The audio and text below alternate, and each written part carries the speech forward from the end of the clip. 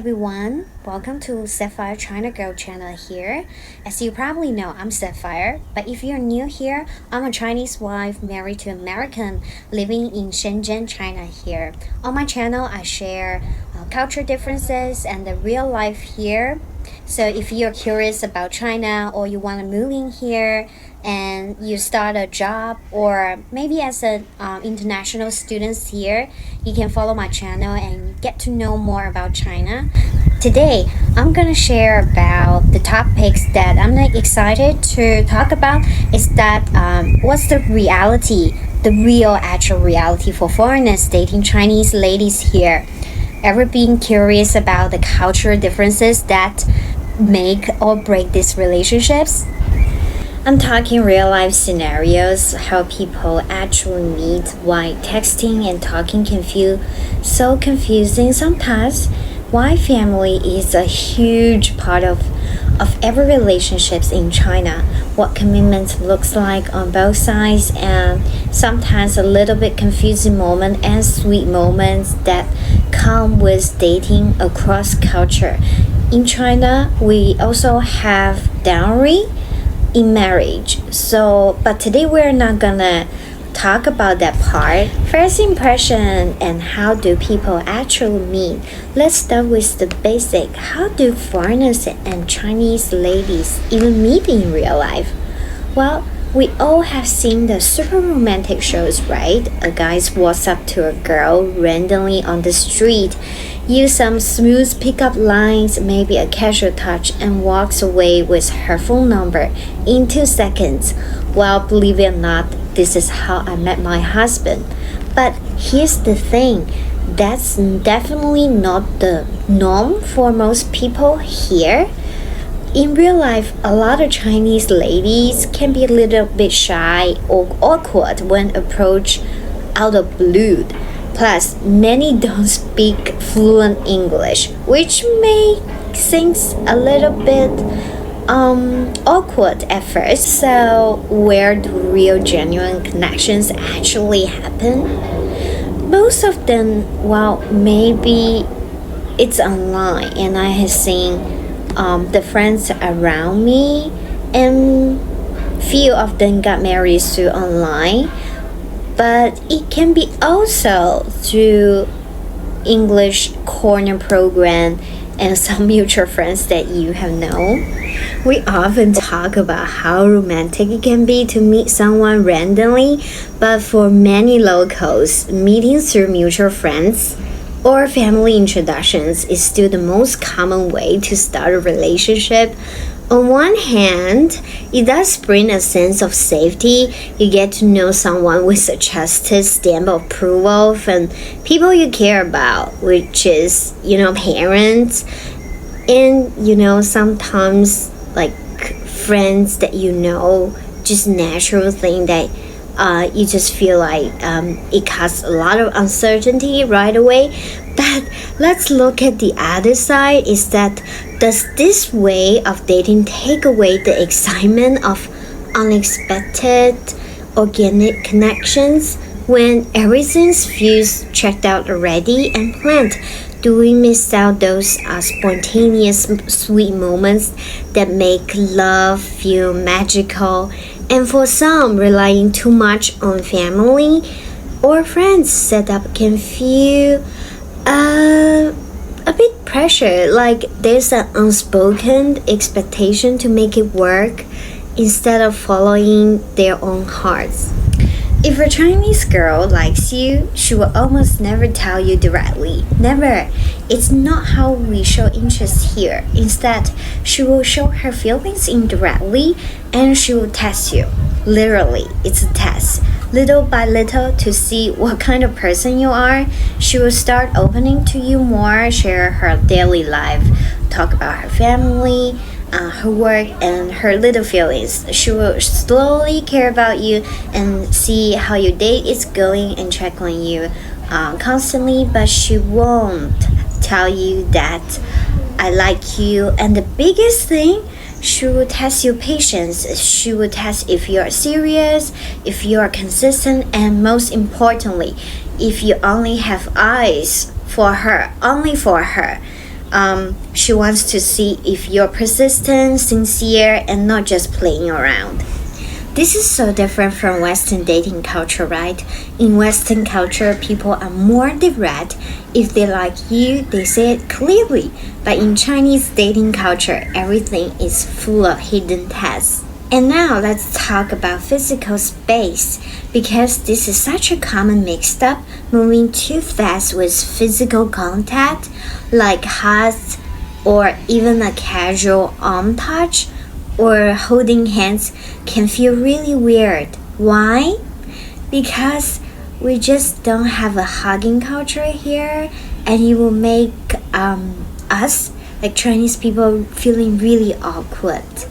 Especially with people we just met, even handshakes aren't that common anymore with new acquaintances, so sudden physical touch or contact can feel just really weird, you know. Communication, direct versus indirect, the confusing texting war. Okay, this is the part where everyone gets confused.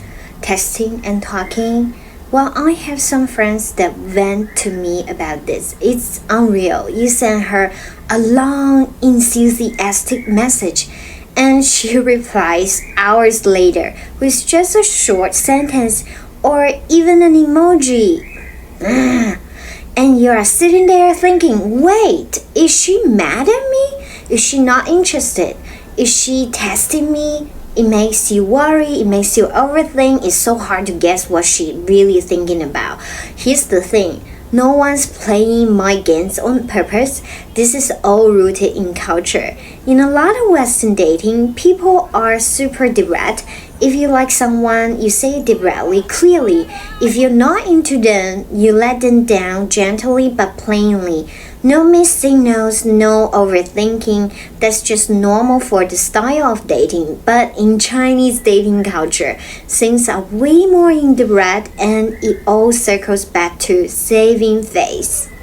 If she says maybe later or I'm busy this week, does that always mean she's just being polite?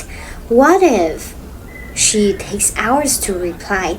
Is she waiting for you to lead the conversation, or just not that invested? Part 3. Family, the inseparable part of every relationship in China. If you date a Chinese girl for a long term, there's no getting away around it. Family, it's everywhere. It's not just a side note. It's a core part of the relationship. In the West, most people see dating as a private thing between two people. Parents might give their opinion, but they don't dive deep into your personal life. Here, it's a totally different story. Family is everything. Loyalty to family is one of the biggest values. Dating someone really does mean getting to know their entire family. And let's talk about those classic questions parents love to ask. First one is, what do you do for work? How much do you earn? Pretty realistic, right? And the second one is, do you plan to stay in China? Do you want kids someday? Kids, it's really big here.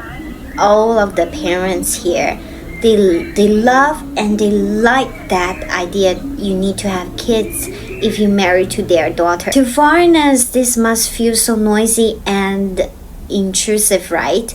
Like, why are you asking me all of these things on the first meeting?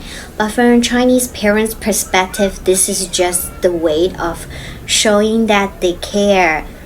But some people will argue, if they really care about their daughter, why do they care so much about how much dowry that the guys is giving the parents? So in a way, this generally almost every girl would say that if a guy is wealthy enough, then they can afford this kind of dowry. And my parents just want to make sure that their daughter is with someone stable. I get that financial stability is a big thing, and like they want to make sure someone who can take care of her well. But is that really a perfect way to protect their children? If her parents like you and they're nice people, you will get fed until you're full, including every holiday and gathering, treated like one of their own. Of course, this is universal, but what if your life plan doesn't match what they want? What if you want to move abroad, but she wants to stay close to her family? So, how do you balance respecting their wishes with your own life choices? Part 4, commitment. What serious actually mean? Okay, we are going towards a serious topic here. Let's move to commitment. Not a huge area where culture clash hard. For many Chinese ladies, what does a serious relationship even mean?